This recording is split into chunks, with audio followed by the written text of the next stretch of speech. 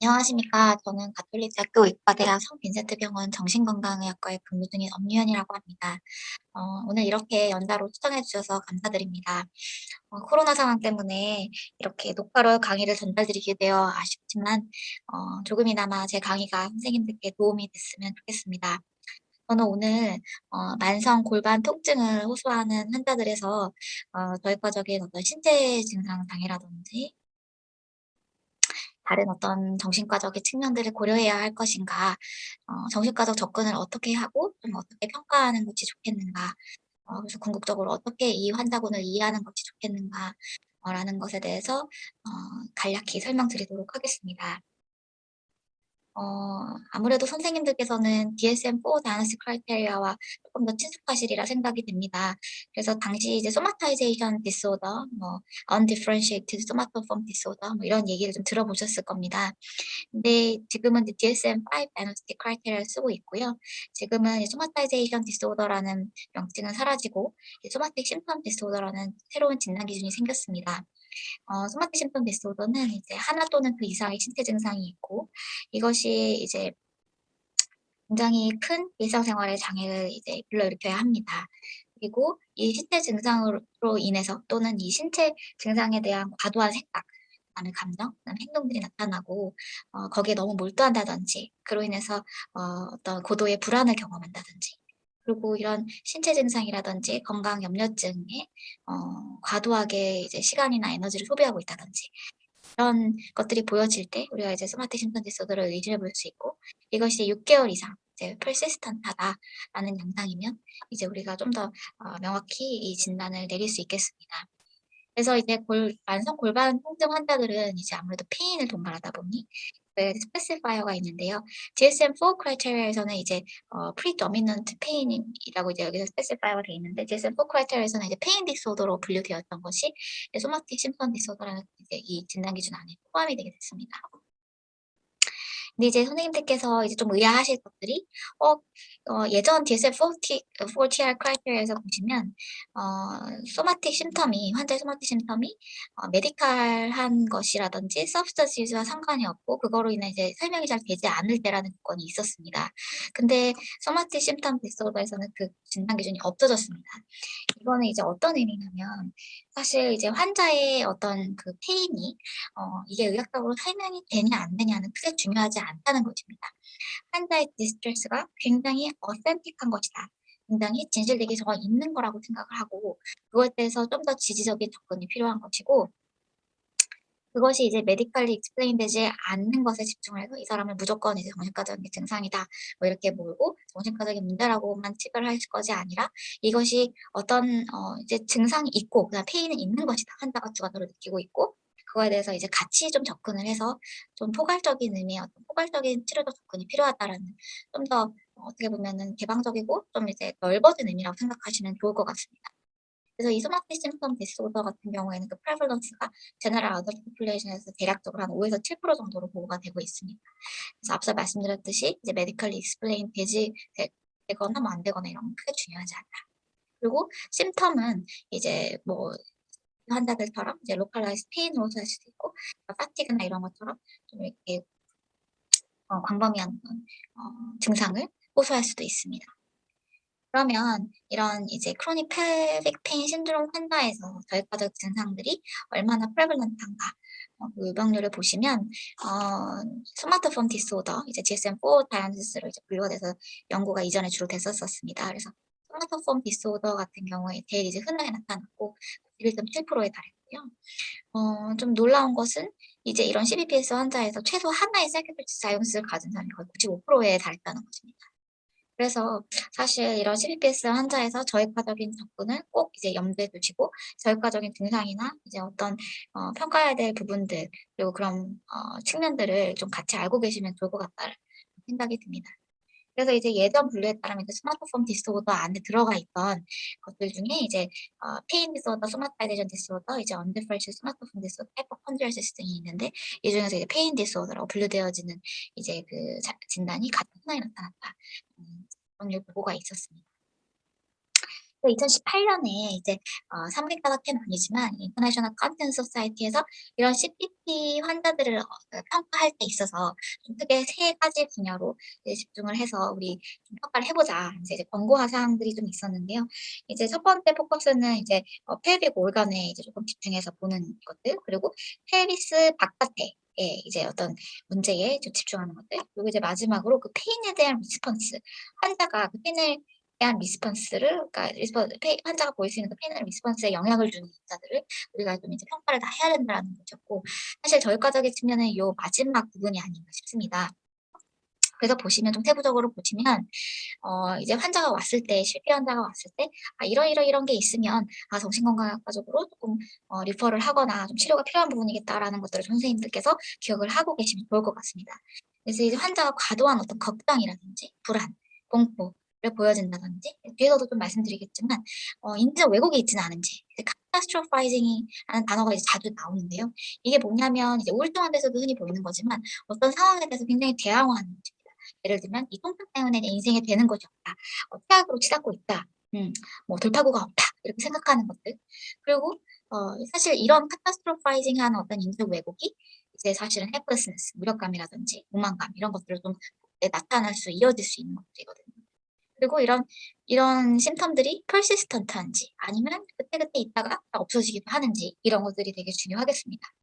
그리고 또 이제 이런 CPP, 이런 크로닉 펠빅 페인으로 인해서 디자이라든지 어라우저, orgasm의 이런 락 이런 게 어디 결핍으로 이어지지는 않는지 이런 걸로 인해서 부부 관계라든지 커플 간의 어떤 문제, 성관계 문제로 이어지지는 않는지 이런 것들도 세부적으로 좀 물어보시는 게 되게 중요할 것 같고, 사실 lack of desire나 뭐 arousal, orgasm, dyspareunia 이런 것들이 다 디프레션과도 긴밀한 연관이 있기 때문에 또 디프레션의 심텀으로 또 lack of desire나 arousal, orgasm이 또 생길 수도 있기 때문에 이런 것들도 좀 면밀하게 성취를 하시는 것이 되게 좋겠습니다. 그리고 이제 이런 CPP 환자에서 커모비티 관련해서 이제 파티그라든지 그래서 만성적 어떤 피로감이나 또 이제 수면 장애를 호소하는 경우가 많습니다.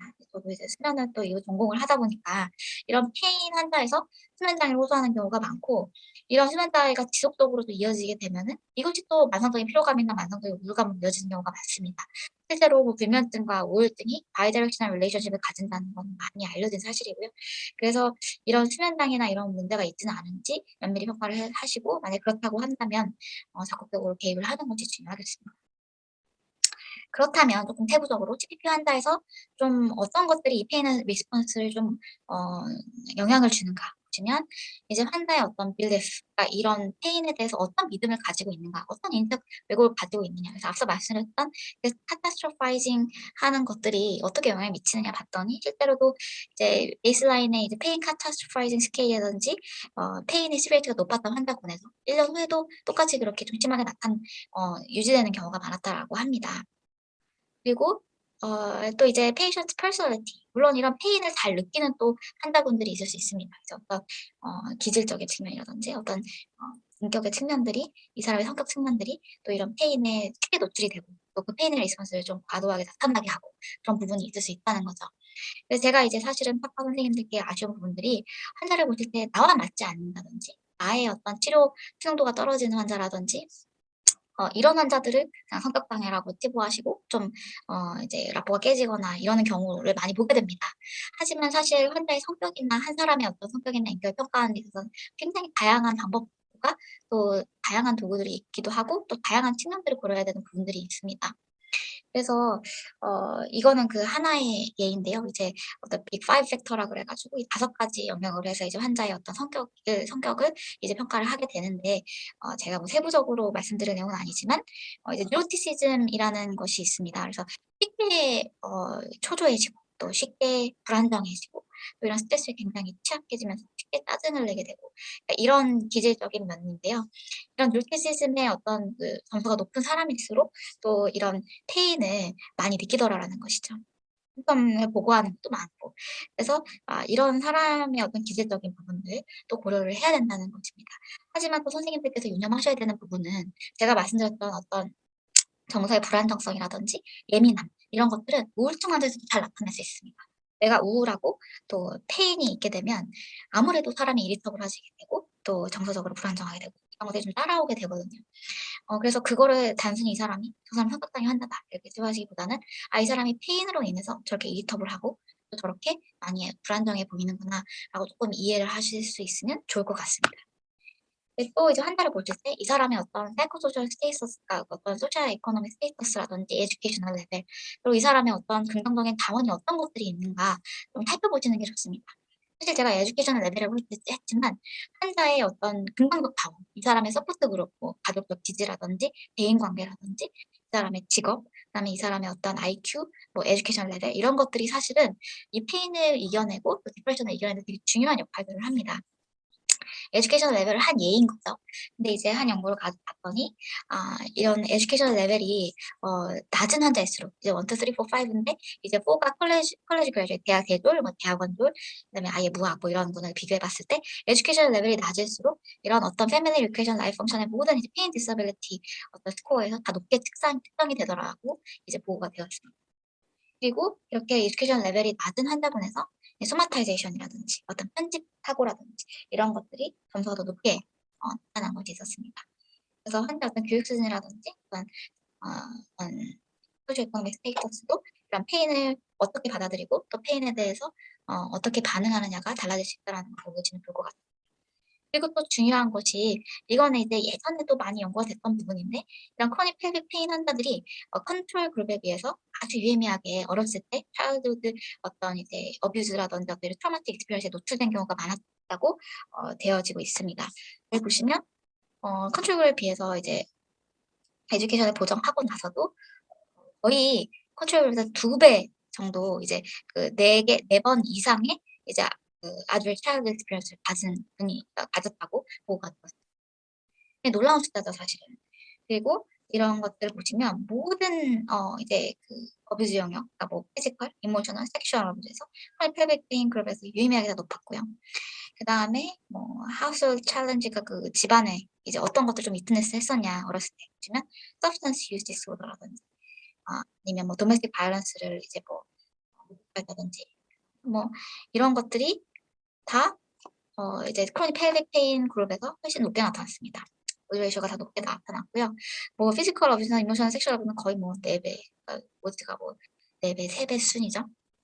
그래서 이런 거 보시면 그 이 환자가 크로닉 펠빅 페인 신드롬 환자에서 이 사람이 정말 예전에 피지컬, 이모셔널, 섹슈얼 트라우마에 노출된 사람이었는가 이런 것들에 대한 평가도 같이 하시는 게 되게 좋겠습니다. 그래서 그렇다면 그리고 그거에 동반된 어떤 디프레션, 안자이티라든지 다른 파티그나 슬리프 디소더 같은 코어 위치가 있다면 이 사람은 뭔가 단순히 어떤 선비과적 문제 외에도 사이키아트릭 어떤 이제 웍이 필요하겠다. 멀티디스플리너리 어프로치가 필요한 환자겠다라는 거를 좀 유념해 주시면 좋을 것 같습니다. 그래서 왜 멀티디스플리너리 어프로치가 중요한가에 대해서는 퀄리티 오브 라이프에 너무나 집단 영향을 끼치기 때문입니다. 이제 물론 페인 메디케이션 인테이크도 중요했지만 디프레션이 굉장히 유의미하게 피지컬 퀄리티 오브 라이프를 좌우하더라라는 것이죠.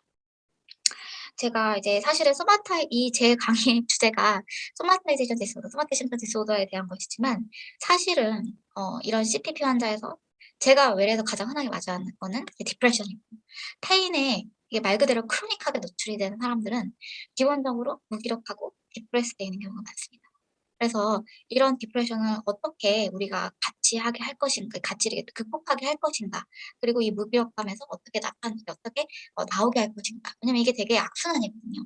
무기력해지고 그 무기력하게 보내는 시간을 떼서 또 후회하게 되고 그 자신을 돌아보면서 더 우울해지고 이게 굉장히 그 비셔스 사이클이라서 이걸 어느 부분에서 끊어줄 것인가를 늘 이제 고민을 하게 되는 부분이 있습니다. 그래서 이제 이런 멀티디스플리너리 어프로치가 분명히 효과가 있었습니다. 그래서 한 센터에서 이제 파티시페이션 페인 프로그램에서 파티시페이션도 하고 서저리 그다음 페인 어떤 이런 것과 함께 더 효과적인 어떤 뭐 릴렉세이션이나 마인드풀니스 베이스 테라피나 인지행동 치료를 같이 했더니만 특히 이제 베이스라인에서 굉장히 페인을 집요하게 호소했던 사람이 이제 1년 후에 굉장히 막스하게 임프루먼트를 보였다는 것입니다. 그래서 이런 부분들만 봐도 단순히 어떤 그런 기술적인 원인을 이제 찾아서 그걸 해결하는 것도 중요하겠지만 사이키아트리스트와 같이 하게 그게 면밀하게 같이 코업을 하는 것이 CPP 환자들의 어떤 퀄리티 오브 라이프를 올리는 데 되게 중요하겠다라고 이제 그냥 이해하고 계시면 좋을 것 같습니다. 그래서 제가 여기서 이제 어디셔널에 굉장히 이제 줄을 서놨는데요. 이제 멀티디스플리너리 어프로치가 중요하다는 거죠. 그래서 그냥 이거를 메디컬하게 아무 문제가 없으니 당신은 그냥 정신과적인 문제, 정신과 가십시오 이런 게 아니라 사실은 환자가 산부인과에 좀 덕을 두고 내가 산부인과적으로 어느 정도 문제가 있고 우리 산부인과 치가 나의 어떤 페인에 대해서 어느 정도 당신이 힘들다는 걸 알고 있으면서 저희 과를 같이 보는 거랑은 사실 저는 천지 차이라고 봅니다. 라포 면에서도 그렇고 우리나라 같이 이렇게 정신건강에 약간 스티그마타이즈돼 있는 어떤 이런 국가 환경에서는 이런 산부인과적인 이 산부인과 주치의가 나의 페인에 대해서 이해를 하고 있고 이게 오센틱한 페인이라는 것을 이해하고 있다라는 걸 알아주는 것만으로도 저는 굉장히 큰 효과를 발휘한다고 생각합니다. 그래서 어디셔널한 사이키아트리 프로그램이라고 제가 쓰는 겁니다. 그래서 사이키아트리스트와 함께 이런 멀티솔루션 중요하다라는 것이고요. 어떤 환자들을 리프할 것인가 이제 조금은 다시 조금 이제 서머리를 드리면 이 사람이 정말 prolonged period of time 꽤 6개월 이상 긴 시간 동안 persistent하게 뭔가 이 페인으로 인해서 significant distress or functional impairment가 있는지 꼭 해보셔야 되고 인디비주얼 팩터를 보시면 이 사람이 어떤 퍼스널 기질적으로 그런 사람이니까 에듀케이셔널 레벨 이 사람의 포지티브 리소스가 긍정적 자원이 어떻게 되는지 그리고 이 사람의 인지적 왜곡이 있지는 않은지 카타스트로파이징 하고 있지는 않은지 그다음에 이 사람의 트라우마틱 익스피리언스가 있지는 않은지 페인 메디케이션 이런 거 어느 정도 먹고 있는지 이런 것들도 여러 가지로 좀 다방면에서 이제 고려를 하셨을 때 디프레션이 있는지 그리고 안자이티가 있는지 그리고 이로 인해서 수이사이드 아이디에이션이나 수이사이드 비헤이비어가 있었는지 이런 것들이 굉장히 중요하고요. 수이사이드 아이디에이션이나 비헤이비어가 있다면 그건 정말 레드 플래그 사인입니다. 그럴 경우에는 이제 저희 꼭 진행을 하시고 같이 이제 치료를 해야 되는 부분이 있겠습니다. 그래서 CPP 환자가 이제 외래 왔을 때 어떤 부분이 이제 사이키아트리 아스펙트를 보여주고 어떤 것들을 좀 사이키아트리에서 리퍼를 하셔야 되는지에 대해서 이제 유념하시고 환자를 도움이 될 것 같습니다. 네, 제 강의 여기까지입니다. 경청해 주셔서 감사합니다.